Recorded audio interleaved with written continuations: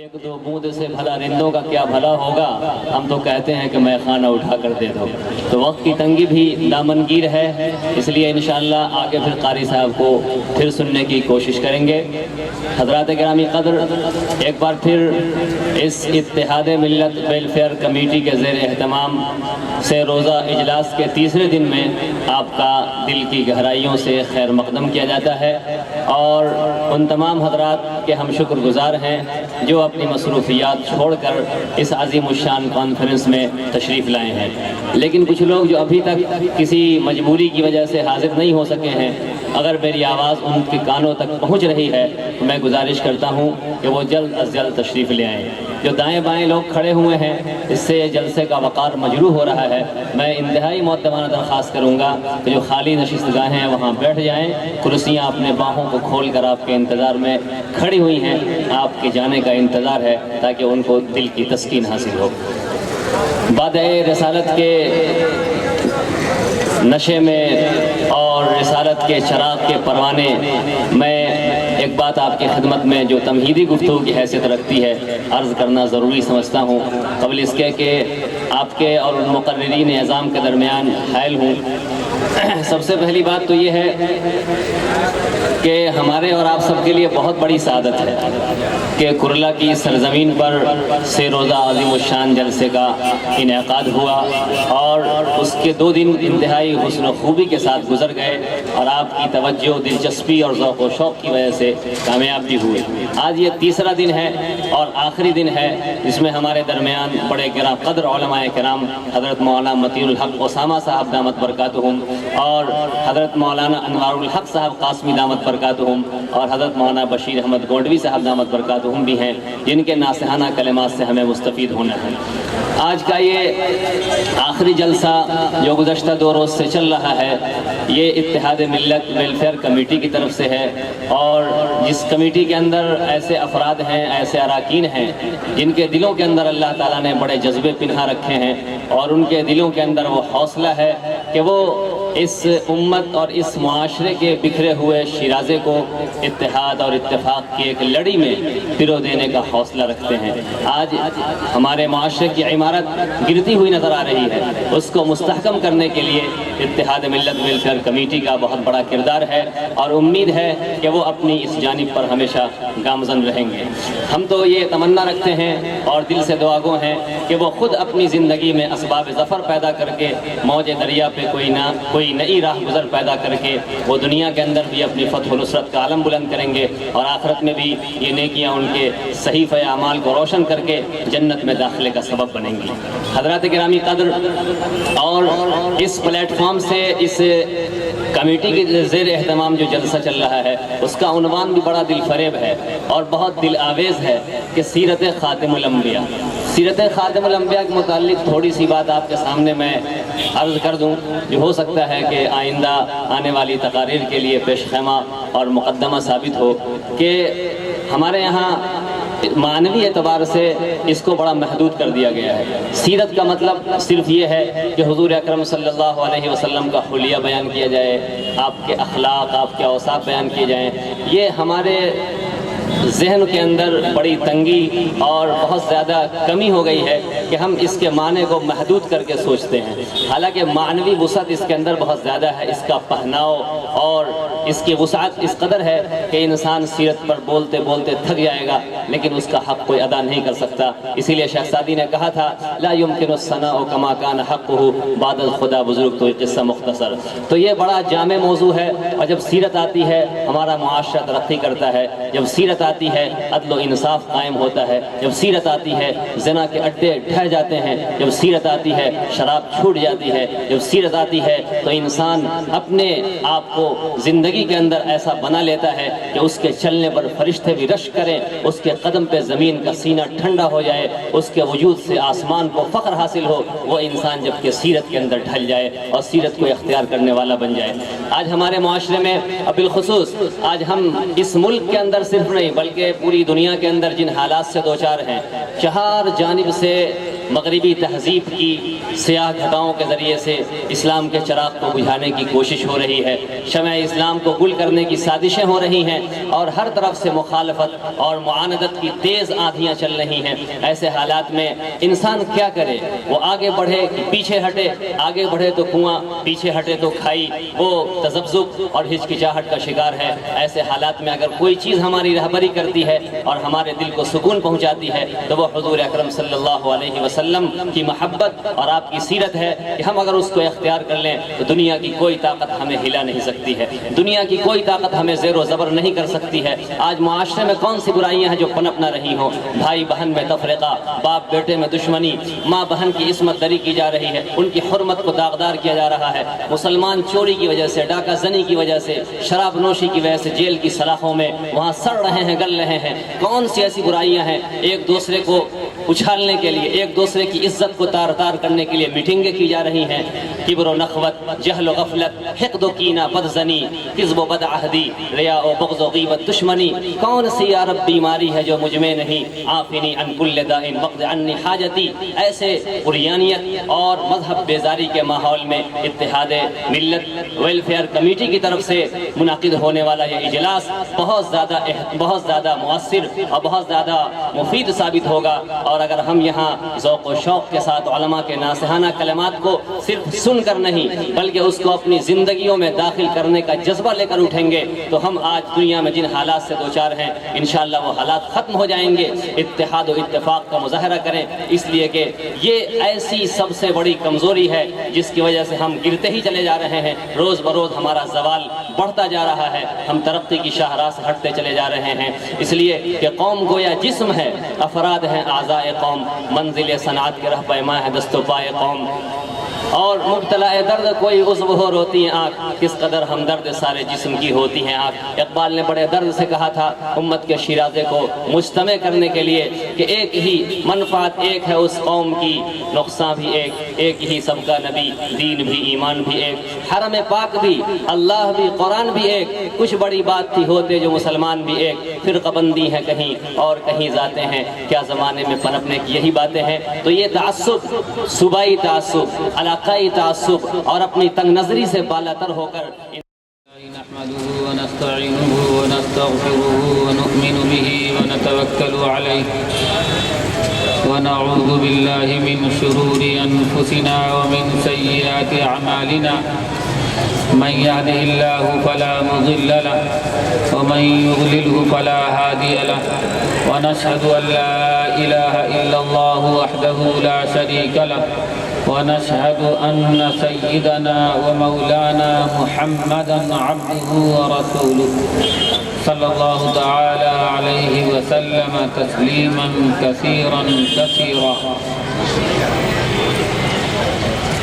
أما بعد فأعوذ بالله من الشيطان الرجيم بسم الله الرحمن الرحيم يا أيها الذين آمنوا ادخلوا في السلم كافة ولا تتبعوا خطوات الشيطان إنه لكم عدو مبين وقال تعالى يا أيها الذين آمنوا اتقوا الله حق تقاته ولا تموتن إلا وأنتم مسلمون وقال النبي صلى الله عليه وسلم كل مولود يولد على الفطرة ولكن أبواه يهودانه أو ينصرانه أو يمجسانه وقال عليه الصلاة والسلام تنكح المرأة لأربع ولحسبها ولمالها ولجمالها ولدينها فاظفر بذات الدين أو كما قال عليه الصلاة والسلام۔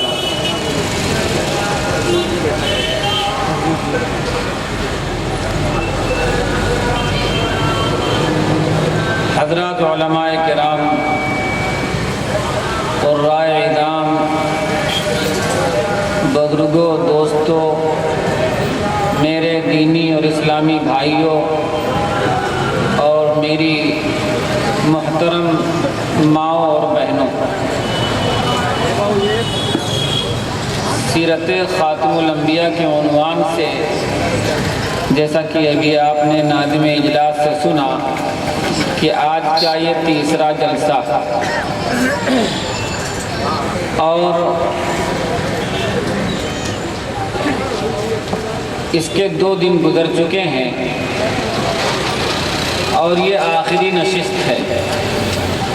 ابھی ہمارے بعد بھی علماء کرام تشریف لا چکے ہیں، وہ اسٹیج پر ہم قریب آنے والے ہیں۔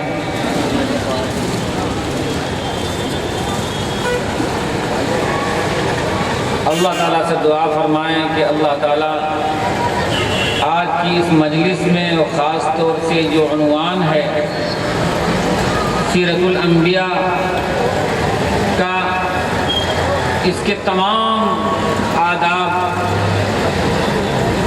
اور احترام، اس کے تقدس اور اس کی عظمت کی رعایت اور اس کی مکمل پاسداری کرتے ہوئے اور اللہ اور اس عنوان کے گویا کہ بانی حضرت محمد مصطفیٰ صلی اللہ علیہ وسلم کی ہدایات کی روشنی میں میری زبان سے کچھ ایسی باتیں نکل جائیں جو ہمارے لیے بھی اور آپ کے لیے بھی ذریعہ نجات ہو جائے۔ دوستو، جہاں جس شہر میں ہم بیٹھے ہیں، یہ شہر کوئی نیا شہر نہیں ہے اور کوئی ایسی بات بھی نہیں کہ آپ ہمیں پہلی بار یہاں دیکھ رہے ہیں۔ ہم سے بڑے بڑے چوٹی کے علماء اور ہندوستان نہیں، بیرون ہند کے بے شمار قد آور علماء کرام، اولیاء اعظام، بزرگان دین کے قدم یہاں پڑے ہیں اور نہ جانے کتنے مواعظ اس بمبئی کے کونے کونے میں، چپے چپے میں ہوئے ہیں اور ہوتے رہتے ہیں اور ہوتے رہیں گے انشاءاللہ۔ بڑے خوش نصیب ہیں آپ لوگ کہ آپ بمبئی عظمیٰ کی مضافات اور اس سے جڑتے جڑتے نہ جانے اس کے چاروں طرف کتنی آبادیاں بڑھ گئی ہیں، اور جہاں تک میری معلومات ہے، جہاں تک میرا مطالعہ ہے، وہ یہ ہے کہ شاید ہندوستان کا کوئی چوٹی کا عالم اور بمبئی میں اس نے اپنے وعظ و نصیحت سے یہاں کی عوام کو سیراب نہ کیا ہو، مستفید نہ کیا ہو۔ میں نے آپ سے کل ہی عرض کیا، پرسوں عرض کیا تھا، خود حضرت شیخ الہند مولانا محمود حسن دیوبندی رحمۃ اللہ علیہ، جو دارالعلوم دیوبند کے سب سے پہلے طالب علم ہیں، ان کا استقبال مالٹا سے رہا ہونے کے بعد میں یہی خلافت ہاؤس میں کیا گیا۔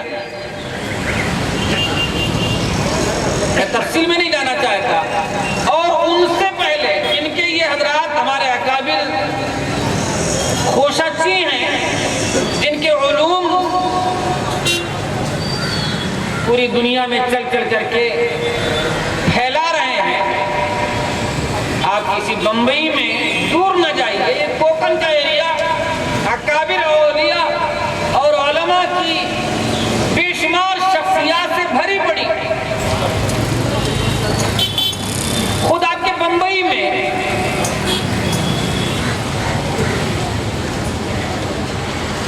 دور نہ جائیے، یہی ماہم، یہ ماہم آپ کے بہت قریب ہے۔ آپ ماہم اسٹیشن پار کیجئے، تھوڑا سا چند قدم آپ آگے بڑھیں گے، وہیں ایک قبر ہے حضرت علی ابن ابراہیم محائمی رحمۃ اللہ علیہ کی۔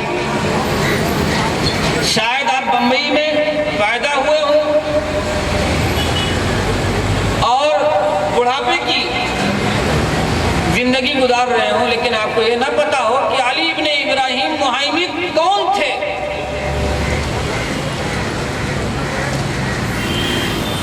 علی ابن ابراہیم محائمی رحمۃ اللہ علیہ ماہم ایک گاؤں تھا،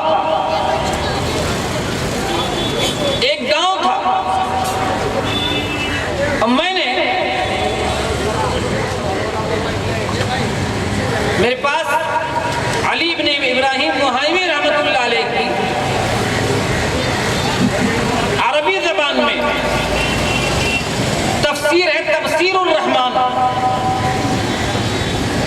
2 جلدوں میں ہے اور اتنی ضخیم جلدوں میں۔ یہ کون ہے؟ جنہیں آپ ماہم بابا کہتے ہیں، یہ ایسے ویسے نہیں تھے اور معمولی علم و فضل کے حامل نہیں تھے۔ ان کی کتاب قرآن کی تفسیر میں تفسیر الرحمن کے نام سے چھپی تھی، جو نہایت ہی پوشیدہ حالت میں سن 87 میں مجھے یہی بمبئی سے حاصل ہوئی۔ 1987 میں مجھے یہیں سے بمبئی سے 2 جلدیں اس کی ہیں، دونوں میرے پاس، اور اس کو جب شروع سے آخر تک ہم نے پڑھا تو پتہ یہ چلا کہ ہندوستان کی اس پوری سرزمین پر اتنا زبردست مفسر قرآن نہیں گزرا۔ اور ہمارے گونڈے کے ایک بہت بڑے ذی علم آدمی گزرے ہیں، شیخ الحدیث حضرت مولانا معین الدین صاحب رحمۃ اللہ علیہ۔ ان کو جب میں نے یہ تفسیر دکھائی، انہوں نے کہا مولانا بشیر صاحب یہ تو ہمارے یہاں درس نظامی میں مدارس اسلامیہ میں داخلے درس کرنے کے لائق ہے، لیکن لوگوں کو اس کا علم نہیں۔ اتفاق سے میرے ایک دوست تھے، مجھ سے مانگ کر لے گئے، اب وہ اس پر 1 جلد میں نے ان کو دے دی، وہ اس پر اٹل ہے کہ آپ مجھے وہ جلد دے دو، میں ان سے مانگ رہا ہوں وہ ہماری واپس کر دو۔ ہندوستان میں تفسیر نہیں مل رہی، لیکن میں نے مکہ مکرمہ کے کتب خانے میں، اور میں مایوس تھا کہ شاید میری 1 جلد ان کی لکھی ہوئی چلی گئی، وہ واپس نہیں کریں گے، تو میں نے سوچا کہ میں اس کا دوسرا نسخہ کہیں مل جائے۔ تو میری عادت ہے جب میں کہیں جاتا ہوں تو کتب خانے دیکھتا ہوں، اس میں ضرور گھس جاتا ہوں، ہو سکتا ہے میرے مطلب کی کوئی کتاب آ جائے۔ مکہ مکرمہ کے ایک مکتبے میں داخل ہوا، میں نے دیکھا کہ بیروت سے چھپی ہوئی تفسیر الرحمن ماشاءاللہ عام طور پر عربوں میں مل رہی، اور معلوم ہے یہ تفسیر الرحمن کس زمانے کی ہے؟ علی بن ابراہیم محائمی رحمۃ اللہ علیہ کس زمانے کے ہیں؟ سن 700 اور 800 ہجری کے درمیان کے۔ آج 1436 ہجری، سن 1436 ہجری کے سال میں ہم لوگ داخل ہو چکے ہیں۔ ربیع الاول کا مہینہ ہے، اور وہ سن 700 اور 800 کے درمیان کے ہیں، اور اس کتاب کے ٹائٹل میں جو تعارف کرایا ہے علی بن ابراہیم محائمی رحمۃ اللہ علیہ کا، اس میں لکھا ہے کہ ماہم ایک گاؤں کا نام ہے۔ ذرا تعجب کریں گے آپ، اور آج کے لوگ ماہم اور گاؤں کہہ رہے ہو؟ ہاں، اس میں ٹائٹل پہ یوں ہی لکھا ہوا وہی قریۃ من بلاد بمبئی، وہ بمبئی کے شہروں میں سے ایک گاؤں ہے ماہم، وہ بعیدۃ 7 امیال، اور بمبئی سے 7 میل دوری پر ہے۔ اب اگر آپ کے پاس گاڑی ہے اور آپ وہاں بیٹھیے اور وہاں سے آپ اپنی ریڈنگ چالو کیجئے گاڑی کی اور چلتے چلے جائیے کولابا کی طرف، جہاں 7 میل پہنچ جائے، اور میل شرعی کیا ہے؟ 1666 میٹر کا ایک شرعی میل ہوتا، 1.5 کلومیٹر سے تھوڑا سا زیادہ۔ اس شرعی میل کے اعتبار سے اگر دیکھا جائے تو ماہم سے لے کر کے آپ اپنی گاڑی پر بیٹھ کر کے چلیے کہ اس وقت بمبئی کہاں رہا ہوگا۔ میرا اندازہ بمبئی کہتے رہے، یا محمد علی روڈ کے بعد اور کولابا کے درمیانی حصے کو بمبئی کہا جاتا رہا ہوگا، وہاں سے 7 میل دوری پر مہم ہے۔ تو دوست میں یہ عرض کر رہا تھا، اسی طرح سے بے شمار قطب، ابدال، بزرگان دین، علماء، صلحاء، اتقیاء، اولیاء، یہ سرزمین کبھی ان سے محروم نہیں رہی۔ بمبئی جامع مسجد کے امام صاحب ابھی حیات ہیں، جب میں ان سے ملا کرتا تھا ان کی صحت کے زمانے میں، حقیقت ہے میری پیشانی ضرور چومتے تھے۔ کل مجھے اطلاع ملی ہے کہ وہ اپنے کوکن منتقل ہو گئے ہیں، صاحب فراش ہے، اللہ ان کو اپنے ہر طرح کے فضل و کمال کے ساتھ جب تک باقی رکھے، ان کے فیض کو باقی رکھے، اور جب لے جائے تو اللہ تعالیٰ آخرت میں ان کو اعلیٰ مقام عطا فرمائے۔ شافعی عالم دین ہے، شافعی عالم دین ہے، حضرت مولانا حسین احمد مدنی رحمۃ اللہ علیہ کے اجل شاگردوں میں ابھی حیات ہے۔ تو آپ یہ نہ سمجھیے کہ آپ کا بمبئی صلحاء اور اتقیاء بزرگان دین سے کبھی خالی رہا، اور یہ بھی آپ اللہ کا فضل سمجھیے کہ آپ کا یہ بمبئی سی پورٹ بھی رہا ہے اور ایئرپورٹ بھی۔ سی پورٹ کے بہانے تمام علماء صلحاء یہیں سے حج کے لیے جایا کرتے تھے، اور ایئرپورٹ کے بہانے اور نہ جانے کتنی سہولتیں ہونے کی وجہ سے بہت سارے علماء یہاں سے دوسرے ملک میں دعوت و تبلیغ کی لائن سے یا حج عمرے کی لائن سے یہاں سے تشریف لے جایا کرتے ہیں۔ یہ آپ کو بہت بڑا شرف آپ کو حاصل ہے۔ اس کے علاوہ اللہ کا کرم یہ ہے کتنی سہولیات میسر آ گئی ہیں کہ دارالعلوم دیوبند کا شیخ الحدیث، دارالعلوم دیوبند کا محتمم اور ہندوستان کے بڑے سے بڑے مدارس کا بہت بڑا صاحب علم و فضل چند گھنٹوں میں بمبئی آ جاتا ہے، اور رات میں تقریر کر کے رات ہی میں یا صبح ہوتے ہوتے وہ اپنے مدرسے میں پہنچ کر کے سبق بھی پڑھا لیتا۔ یہ اللہ تعالیٰ نے آپ کے اوپر خصوصی کرم فرمایا ہے۔ میں نے چند باتیں اس لیے عرض کر دی ہیں کہ آپ چاہیں تو جس طرح سے آپ دنیا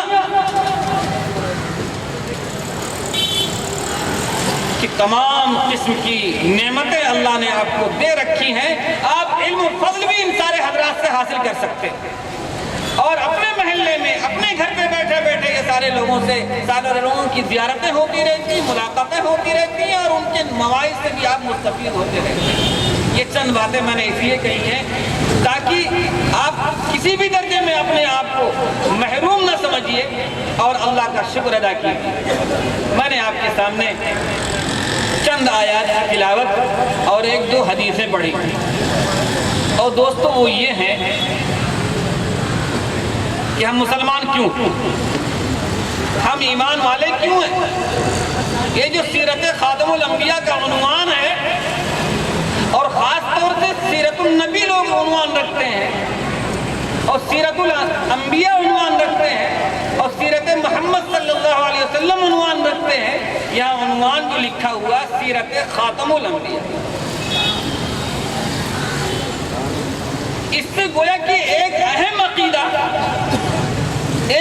عقیدے کی طرف آپ کی توجہ بھی مبذول کرانا ہے کہ رسول اللہ صلی اللہ علیہ وسلم نبی ہیں، رسول ہیں، اور سید الانبیاء ہیں، اشرف الانبیاء ہیں، افضل الانبیاء ہیں، اور اس کے ساتھ ساتھ آپ کی سب سے بڑی خصوصیت جو کسی کو نہیں ملی ہے وہ خاتم الانبیاء کی ہے، اور آپ خاتم الانبیاء، اور خاتم الانبیاء کا عقیدہ اتنا زبردست اور مضبوط عقیدہ ہے، اور اتنا ضروری عقیدہ ہے کہ اگر کسی ایک مسلمان اسلام ایمان کا دعویٰ کرنے والے کے ذہن میں یہ آ جائے اور اس کا عقیدہ یہ بن جائے کہ الیاذ باللہ حضرت محمد مصطفیٰ صلی اللہ علیہ وسلم خاتم الانبیاء نہیں ہیں، کوئی بڑے سے بڑا ولی قطب ابدال بھی رسول اللہ صلی اللہ علیہ وسلم کی چھوٹی سی چھوٹی نبوت،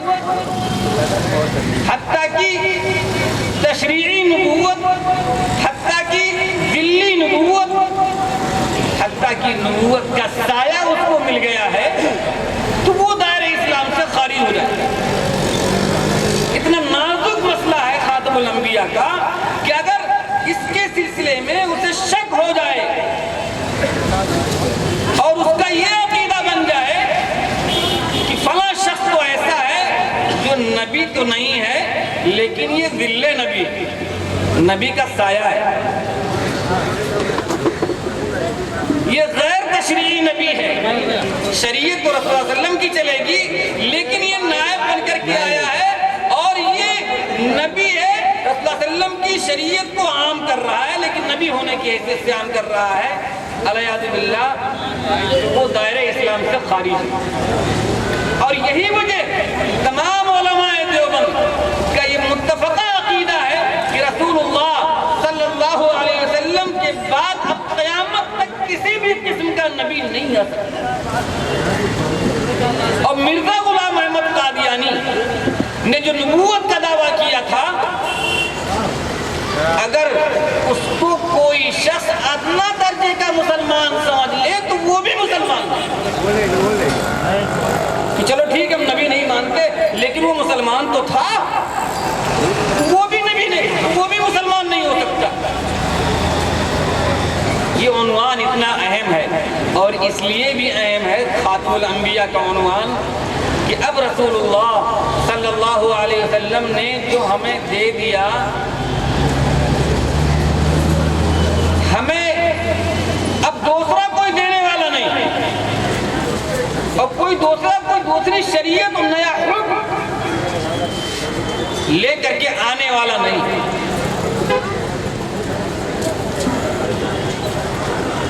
چاہے وہ عبادات کے تعلق سے ہو, چاہے وہ معاملات کے تعلق سے ہو, زندگی کے کسی بھی گوشے سے ہو, اب ہمارے سر سے لے کر پیر کے ناخن تک جو بھی نمونہ ہوگا وہ نمونہ اگر حضرت محمد مصطفیٰ صلی اللہ علیہ وسلم کے مطابق ہوگا تو یقیناً وہ مضبوط سند سے ہوگا, وہ معتبر ہوگا, وہ مقبول ہوگا اور دنیا میں اور آخر دنیا میں اس کی وجہ سے عزت اور آخرت میں اس کی وجہ سے مغفرت اور بخشش کا وہ مستحق ہوگا. اور اگر ہمارا کوئی عمل, ہمارا کوئی کردار رسول اللہ علیہ وسلم کی زندگی کے کسی بھی گوشے سے مختلف ہوگا اور مطابق نہ ہوگا تو یاد رکھیے نہ تو اللہ ہمیں بخشے گا اور نہ حضرت محمد مصطفیٰ صلی اللہ علیہ وسلم کی شفاعت ہمیں نصیب ہو سکتی. ہم نے معمولی سمجھا لیکن ہائے رے مسلمان ہما تنداغ داغ شدہ, ہما تنداغ داغ شدہ امبا کجا کجا نے ہم کہ پورا جسم تو چھلنے ہو چکا ہے, پھوڑے اور پھنسی سے پورا جسم چھلنے ہو چکا ہے, پک چکا ہے, روئی کا پھایا کہاں کہاں رکھو گے, روئی کا پھایا کہاں کہاں رکھو گے. یہی فرمایا ہے اللہ تعالیٰ نے قرآن میں, یا ایھا الذین آمنوا یا ایھا الذین آمنوا ادخلوا فی السلم کافہ, اے ایمان والو, اے ایمان والو, خبردار خبردار اسلام میں پورے طور پر داخل ہو جاؤ.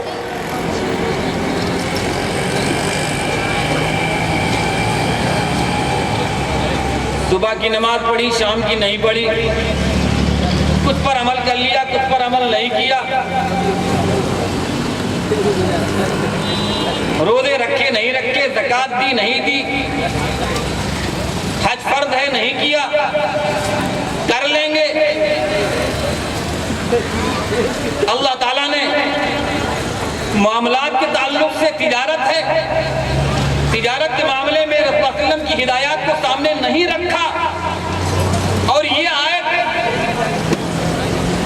خاص طور سے جو اللہ نے ارشاد فرمایا وَمَا آتَاكُمُ الرَّسُولُ فَخُذُوهُ وَمَا آتَاكُمُ الرَّسُولُ فَخُذُوهُ وَمَا نَهَاكُمْ عَنْهُ فَانْتَهُوا, اللہ کے رسول جو تمہیں دے دے اس کو لے لو اور اللہ کے رسول جس سے تمہیں روک دیں اس سے باز آ جاؤ.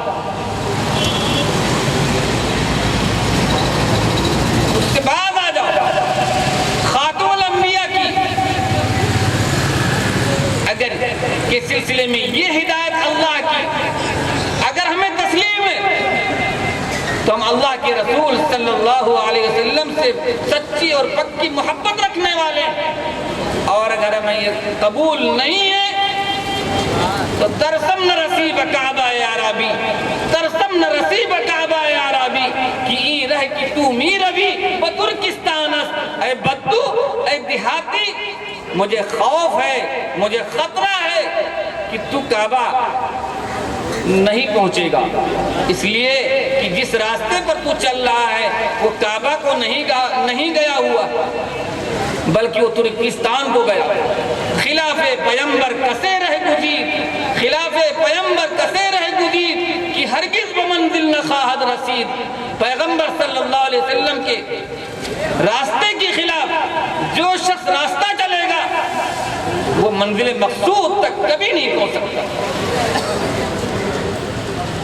اللہ نے جو ارشاد فرمایا کہ اللہ کے رسول جو تمہیں دے دیں اس کو لے لو اور جس سے روک دیں اس سے باز آ جاؤ۔ اور کیا آپ کو نہیں معلوم کہ رسول اللہ صلی اللہ علیہ وسلم نے آپ کی زندگی کا کوئی گوشہ اپنی تعلیمات سے خالی نہیں چھوڑا؟ یہ میرا چیلنج ہے، کیونکہ ہم نے سیاہ ستہ کے علاوہ اور جو احادیث کی کتابیں وہ بھی پڑھی ہیں، بخاری، مسلم، ترمذی، ابو داؤد شریف، یہ ساری کتابیں تو پڑھی ہیں۔ شمائل ترمذی میں رسول اللہ صلی اللہ علیہ وسلم کی شروع سے لے کر کے آخر تک پوری زندگی بیان کی گئی ہے۔ شمائل کا ترجمہ ہے خصلت، خصائل نبوی کے عنوان سے بہت سی کتابیں جو ترجمے کے اعتبار سے شمائل ترمذی کی چھپی ہوئی تھی، اس میں یہ بیان کیا گیا ہے کہ رسول اللہ صلی اللہ علیہ وسلم کے بال مبارک کیسے تھے۔ اس میں یہ بیان کیا گیا ہے کہ رسول اللہ صلی اللہ علیہ وسلم جب اپنے بال میں کنگھا کرتے تھے تو کنگھا کس طرح سے کرتے تھے ذرا بتائیے۔ بال رکھتے تھے اور بال رکھنے کے ساتھ ساتھ رسول اللہ صلی اللہ علیہ وسلم اس میں کنگھا بھی کرتے تھے، اور کنگھا کرنے کا طریقہ کیا ہوتا تھا، کون سی جانب سے کنگھا شروع کرتے تھے۔ رسول اللہ صلی اللہ علیہ وسلم کی ارشاد کہ کان یحب التیامن، رسول اللہ صلی اللہ علیہ وسلم تیامن کو پسند کرتے تھے، داہنوں کو پسند کرتے تھے۔ فرمایا حتی التناعلی والترجلی، حتی التناعلی والترجلی، حتیٰ کہ کنگھی کرنے میں بھی، حتیٰ کہ جوتا پہننے میں بھی اور کنگھی کرنے میں۔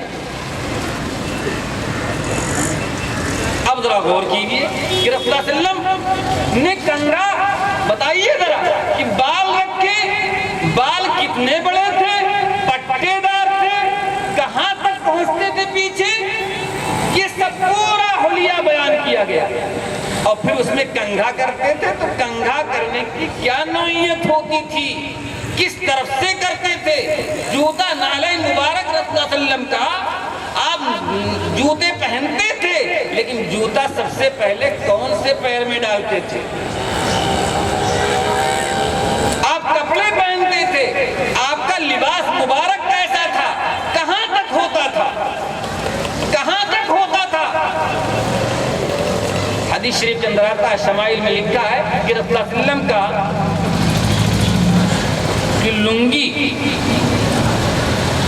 روایتوں میں کہ رسول اللہ صلی اللہ علیہ وسلم ہمیشہ لنگی پہنا کرتے تھے، اور مدارج النبوہ شیخ عبدالحق صاحب محدث دہلوی رحمۃ اللہ علیہ کی لکھی ہوئی کتاب ہے، نایاب ہے، بہت کم لوگوں کے پاس ہوگی، میرے پاس ہے وہ۔ مدارج النبوہ میں نے خود پڑھا ہے کہ رسول اللہ صلی اللہ علیہ وسلم نے پیجامہ سلایا تھا، اور ایک ضعیف کی روایت کے مطابق رسول اللہ صلی اللہ علیہ وسلم نے پیجامہ پہنا بھی ہے۔ اور پیجامے کے سلسلے میں اللہ کے رسول صلی اللہ علیہ وسلم نے ارشاد فرمایا کہ نمی آبم ساتر تر عذیرہ، یہ شیخ عبدالحق محدث دہلوی رحمۃ اللہ علیہ لکھتے ہیں کہ میں اس پیجامے سے زیادہ صدر پوشی کرنے والا کوئی اور لباس نہیں پاتا، لیکن جو صحیح روایتوں سے ثابت ہے کہ رسول اللہ صلی اللہ علیہ وسلم نے لنگی پہنی ہے۔ رسول اللہ صلی اللہ علیہ وسلم کی لنگی کیسی ہوتی تھی، کہاں تک ہوتی تھی؟ رسول اللہ صلی اللہ علیہ وسلم کی لنگی جو ہوتی تھی وہ نصف ساق لکھا ہے، آدھی پنڈلی کسے کہتے ہیں؟ یہ جو گوشت لٹک رہا ہوتا ہے، اس گوشت کو آدھا حصہ کیجئے اور جہاں تک وہ پہنچے اس پنڈلی کا نصف، اس پنڈلی کے آدھا کیجئے، رسول اللہ صلی اللہ علیہ وسلم کی لنگی وہاں تک ہوتی ہے۔ اب کیا معلوم ہوا؟ معلوم یہ ہوا کہ ناف سے لے کر، ایک مسئلہ سنیے، ناف سے لے کر، ناف شامل ہے سطر میں، سطر نہ سمجھے تو شرمگاہ کے لیے، ناف شامل ہے شرمگاہ میں،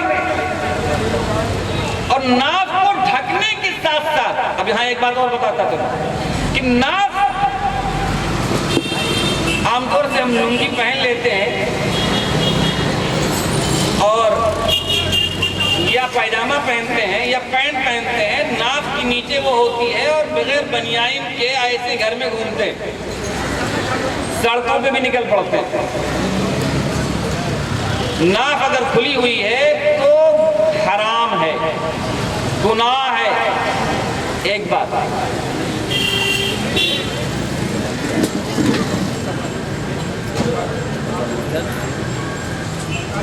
گناہ ہے، اس کے ساتھ ساتھ کہاں تک فرض ہے ڈھکنا؟ گھٹنے کے نیچے تک، گھٹنا جس سے ڈھک جائے۔ کہاں تک سنت ہے پہننا؟ نصف ساق تک۔ کہاں تک اجازت ہے پہننے کی؟ ٹخنے سے اوپر تک، ٹخنے سے اوپر تک، جس سے ٹخنا ڈھکے نہ۔ کیوں؟ اس لیے کہ ٹخنے کے سلسلے میں اب روایت آ گئی کہ جس نے ٹخنے سے نیچے ازار پہنا وہ جہنم میں جلے گا، فقط حرمہ اللہ علیہ الجنہ، اور دوسری روایت میں فہو فی النار، فہو فی النار۔ یہ نماز کے وقت میں تنہا اوپر کرنا، یہ روایت عام ہے، نماز کے وقت ہو یا خارج نماز کا وقت ہو، ہر حال میں تمام اوقات میں ٹخنے سے اوپر پہننا یہ ضروری ہے، ٹخنا کھلا ہونا ضروری ہے۔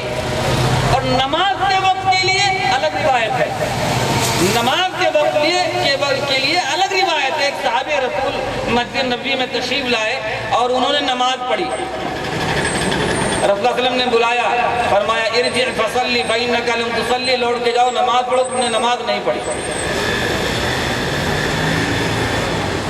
گئے نماز پڑھی، دوبارہ پھر آئے، پھر یہی فرمایا، تیسری بار پھر یہی فرمایا، اور اس کے بعد میں پھر وہ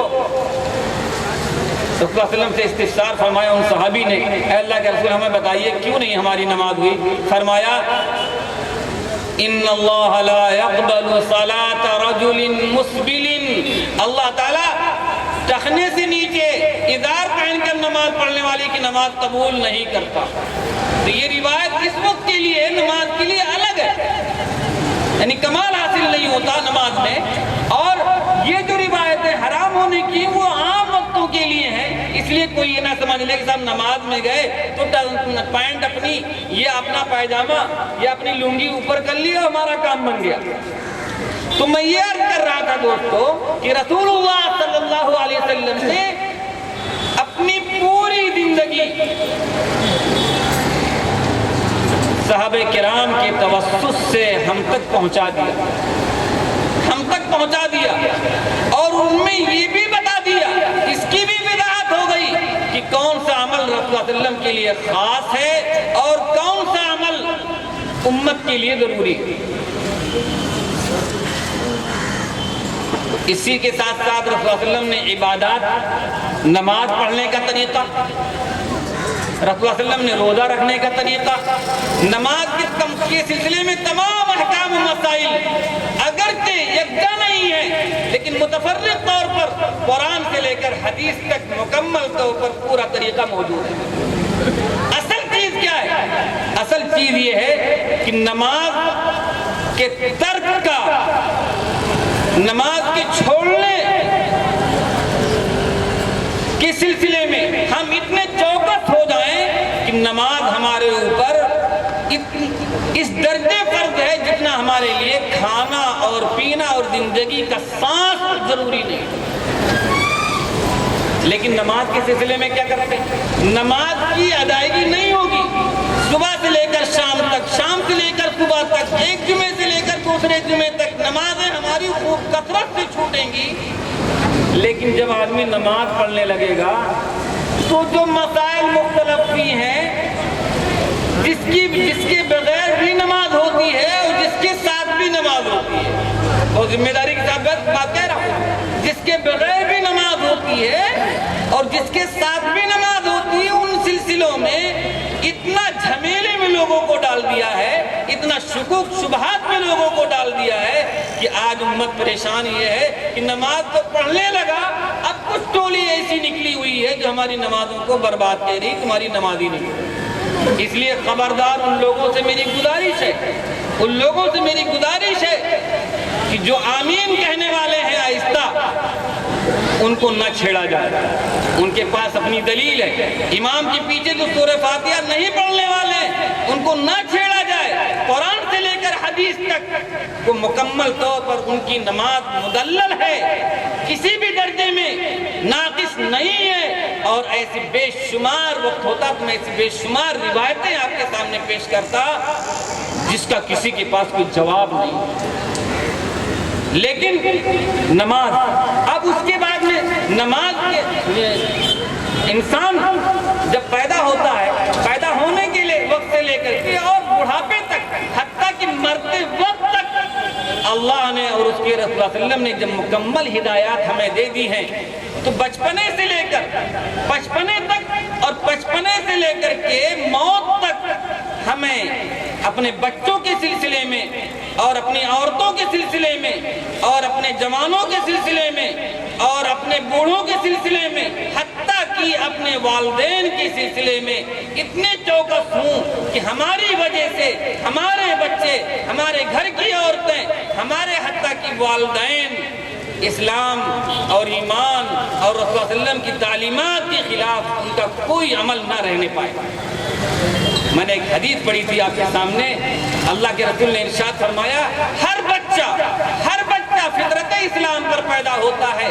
کل مولود یولد علی الفطرہ، ہر بچہ فطرت اسلام پر پیدا ہوتا ہے. ولکن ابواہ یحودانہ او ینصرانہ او یمجسانہ، ہر بچہ فطرت اسلام پر پیدا ہوتا ہے لیکن اس کے والدین اس کو یہودی بنا دیتے ہیں، اس کو نصرانی بنا دیتے ہیں، اس کو مجوسی بنا دیتے ہیں.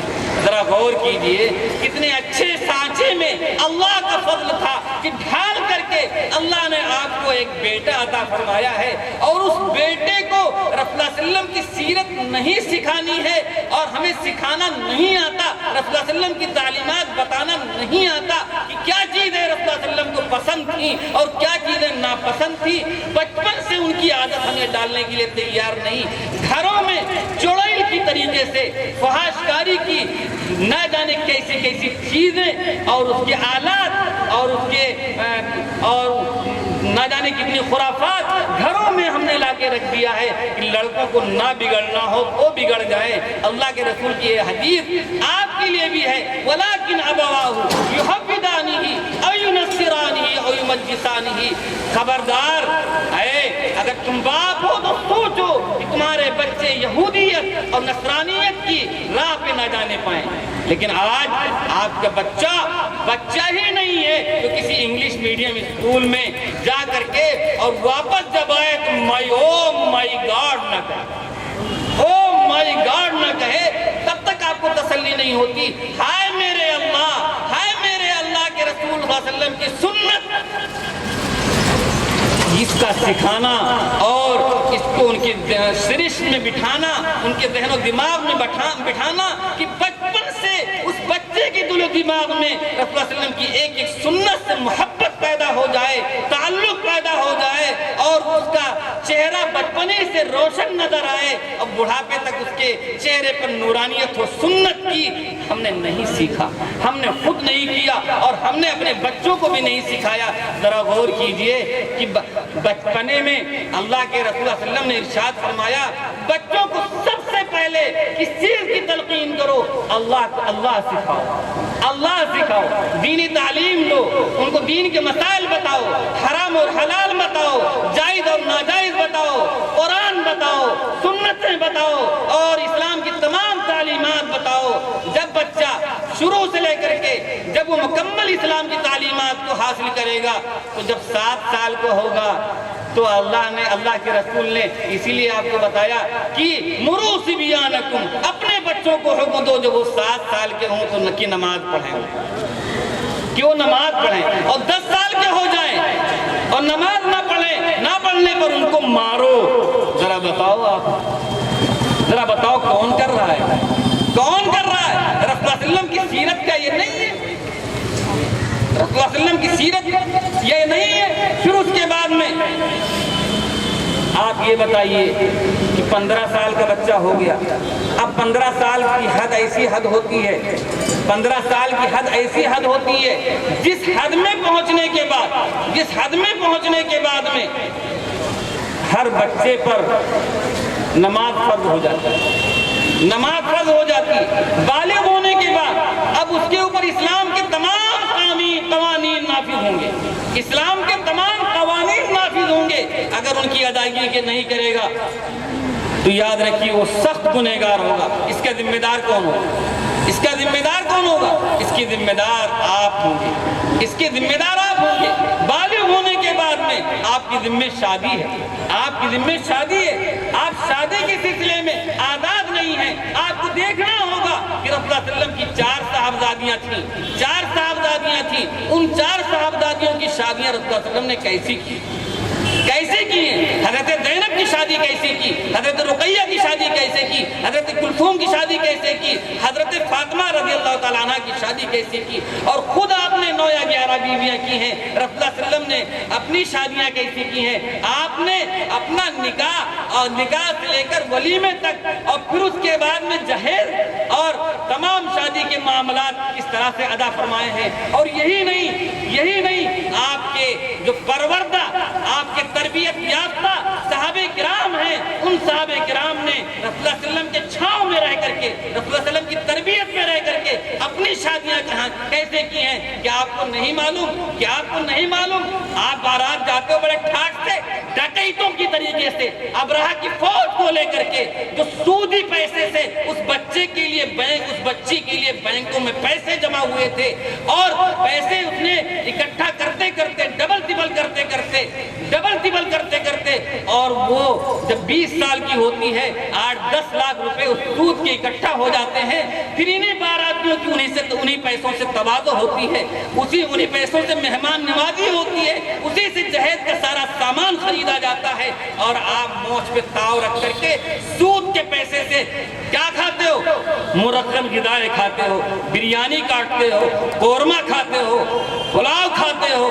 اور آپ سے اگر کہا جائے صاحب 200 روپے یہ کس کے ہیں؟ سود کے ہیں, ذرا اس کو لے لو, اس کو کھا لو, ہرگز آپ تیار نہیں ہوگے. لیکن عمومی طور پر, عام طور سے زیادہ تر مسلمان اس میں مبتلا ہے کہ بچے کے پیدا ہوتے ہوئے فکس ڈپازٹ ضرور کرتا ہے, فکس ڈپازٹ ضرور کرتا ہے. ذرا غور کرو کہ رسول اللہ صلی اللہ علیہ وسلم, اور پھر یہی نہیں کرتے ہو, علاقے کے جو سب سے بڑے آدمی ہوں گے, سیٹ ہوں گے, رؤسا ہوں گے, اور بڑے بڑے نیتا ہوں گے, MP MLA ہوں گے, اگر ہماری شادی میں آ گئے تو ہماری شادی کامیاب, صاحب فلانے صاحب آئے تھے اور فلاں آئے تھے اور فلاں آئے تھے, اور نہیں آئے تو ہماری شادی ناکام ہو گئی, کسی نے نہیں جانا صاحب, کسی نے نہیں جانا.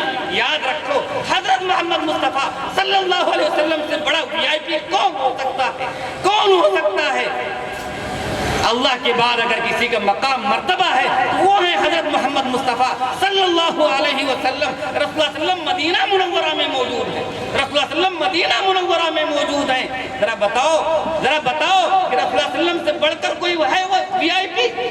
سارے VIPوں کے VIP, سارے بڑوں کے بڑے اللہ کے بعد, سارے بڑوں کے بڑے اللہ کے بعد نہ کوئی پیدا ہوا ہے, نہ پیدا ہوگا اللہ علیہ وسلم مدینے میں موجود ہیں اور صحابی رسول شادی کر لیتے ہیں اور رسول اللہ علیہ وسلم کو پتہ نہیں، رسول اللہ علیہ وسلم کو پتہ نہیں ہے کہ ان صحابی رسول کی شادی ہوئی ہے. وہ تو کپڑے پہ کچھ آثار دیکھے، قرائن سے معلوم کیے، پتہ چلا فلاں صحابی کی شادی ہو گئی. اے فلاں تم نے شادی کر لی ہے؟ ہاں ہاں اے اللہ کے رسول میں نے شادی کی ہے. اس حدیث سے ذرا پتہ لگائیے کہ کیا پتہ چلا. ان صحابی رسول نے بھی ضروری نہیں سمجھا کہ رسول اللہ صلی اللہ علیہ وسلم کا ہماری شادی میں وجود ضروری ہے، اور رسول اللہ صلی اللہ علیہ وسلم نے بھی کوئی شکایت نہیں کی کہ صاحب مجھے کیوں نہیں بلایا، نکاح مجھ سے پڑھواتے، نکاح مجھ سے پڑھواتے، میرے بغیر تمہاری شادی تو برکت سے خالی ہو گئی. اللہ کے رسول نے پوچھنے کے بعد فرمایا کہ کیا تم نے شادی کر لی ہے؟ ہاں ہاں اے اللہ کے رسول، ہماری جان اور ہمارے ماں باپ آپ پر قربان ہوں، اے اللہ کے رسول ہم نے شادی کر لی ہے. اللہ کے رسول فرمایا ولیمہ کیا؟ یہ نہیں پوچھا. ذرا غور کیجئے، رسول اللہ علیہ وسلم کو شکایت ہوتی تو یہ کہنا چاہیے تھا کیا تم نے مجھے بلایا نہیں، کیوں نہیں بلایا، کیا وجہ پڑ گئی؟ یہ نہیں کہا. فرمایا ولیمہ کیا؟ فرمایا اللہ کے رسول ولیمہ تو نہیں کیا. فرمایا اولم ولو بشاتن، اولم ولو بشاتن، ولیمہ کرو چاہے ایک ہی بکری سے کرو. معاف کیجئے گا دوستو، معاف کیجئے گا. رسول اللہ صلی اللہ علیہ وسلم کی عظمت اور تقدس کا تقاضا یہ ہے، آپ سے محبت اور عشق کا تقاضا یہ ہے، سر سے لے کر پیر کے ناخن تک اس لیے کہہ رہا ہوں کہ رسول اللہ صلی اللہ علیہ وسلم کے حالات میں پتہ چلتا ہے کہ رسول اللہ صلی اللہ علیہ وسلم نے ناخن بھی کس طرح سے کاٹے تھے، سر سے بال سے لے کر کے ناخن تک. ہماری زندگی جب تک رسول اللہ صلی اللہ علیہ وسلم کی سنتوں کے مطابق نہ ہوگی، آپ کی ہدایات کے مطابق نہ ہوگی، جام کوثر نصیب نہ ہوگا. بھول میں نہ رہیے گا کہ ہم ایک طرف رسول اللہ صلی اللہ علیہ وسلم کی خلاف ورزی کر رہے ہوں، ایک طرف رسول اللہ صلی اللہ علیہ وسلم کی سنتوں سے عداوت رکھ رہے ہوں، اور بلکہ یوں کہہ لیجیے بڑھ کر یہ کہہ دوں کہ اپنے لیے باعث تذلیل سمجھتے ہوں. یہ بہت ہی نازک جملہ ہے، یہ بہت ہی نازک جملہ ہے، لیکن حالات ایسے ہیں کہ داڑھی چھیل کر نالیوں میں نہیں پھینکا جاتا. جس داڑھی کے سلسلے میں رسول اللہ علیہ وسلم کی ہدایت موجود ہو، کیا بغیر داڑھی والے داماد کو نہیں پسند کیا جاتا؟ آج کل کے اس ماڈرن تہذیب میں کی فرنگی جو مسلمان ہے جو ترقی فرنگی بن کر، یہ فرنگی کی ترقی ہے مسلمان کی نہیں، یہ فرنگی کی ترقی ہے مسلمان کی نہیں. اللہ تعالیٰ ہمیں سمجھ دے دے. اور چونکہ ابھی ہمارے بعد اور بھی مقررین ہیں، میں بہتر یہ سمجھتا ہوں کہ انشاءاللہ پھر موقع ملا تو میں باتیں عرض کروں گا. لیکن اتنی بات میں آپ سے کہتا جاؤں دوستو کہ ہمارے آپ کے سارے معاملات رسول اللہ صلی اللہ علیہ وسلم کے ہدایات کے مطابق ہوں گے. نہ معلوم ہو لوگوں سے پوچھئے، نہ معلوم ہو آپ علماء کے پاس جائیے. فَاسْأَلُوا أَهْلَ الذِّكْرِ إِن كُنتُمْ لَا تَعْلَمُونَ، فَاسْأَلُوا أَهْلَ الذِّكْرِ إِن كُنتُمْ لَا تَعْلَمُونَ. اور اپنے لڑکوں کے لیے دیندار لڑکیاں، اپنے لڑکوں کے لیے دیندار لڑکیاں اور اپنی لڑکیوں کے لیے دیندار لڑکوں کو تلاش کیجیے، دیندار لڑکوں کو تلاش کیجیے. حدیث میں آتا ہے کہ نکاح جو ہوتا ہے وہ 4 چیزوں کی وجہ سے ہوتا ہے، نکاح 4 چیزوں کی وجہ سے ہوتا ہے. ولی حسب نسب دیکھا جاتا ہے، کتنے بڑے چودھری آدمی ہیں، کتنے بڑے اعلیٰ حسب نسب والے ہیں. ولی مالہا، کتنے بڑے سیٹھ آدمی ہیں، کتنے بڑے سیٹھ آدمی ہیں. ولی جمالہا، اور جمال کو دیکھا جاتا ہے، خوبصورتی کو دیکھا جاتا ہے. کتنی پری پیکر ہو، چاہے وہ چوڑیل کیوں نہ ہو، چاہے وہ ننگی گھومنے والی کیوں نہ ہو، چاہے وہ پارکوں محفلوں میں جانے والی کیوں نہ ہو، لیکن ہونی چاہیے بہت ماڈرن. بمبئی کی سب سے حسین خوبصورت گولڈ میڈلسٹ، وہ اس کو جو ہے انعام ملا ہو، ایوارڈ یافتہ ہو، ایسی لڑکی سے ہمیں شادی کرنی ہے. بھلا یہ بتاؤ، ایسی لڑکی جب تمہارے گھر میں آئے گی، ایسے لڑکے کو داماد منتخب کرو گے جو اپنے اللہ اس کے رسول کے حقوق کو نہ پہچانے گا. آپ کی لڑکی کے حقوق کو پہچانے گا؟ جو اللہ اس کے رسول کے حقوق کی ادائیگی نہ کرتا ہو، آپ کی لڑکی کے حقوق کی ادائیگی کرے گا؟ ایسے داماد سے آپ کو یہ توقع. اور جو لڑکی اللہ اور اس کے رسول کے حقوق کی ادائیگی نہیں کرتی، وہ چڑیلوں کی طرح سے بازاروں میں گھومتی ہے. اسلامی تعلیمات اس کے پاس نہیں، احکام خداوندی اس کے پاس نہیں، سنتوں پر عمل تو چھوڑیے، معلومات اس کو نہیں.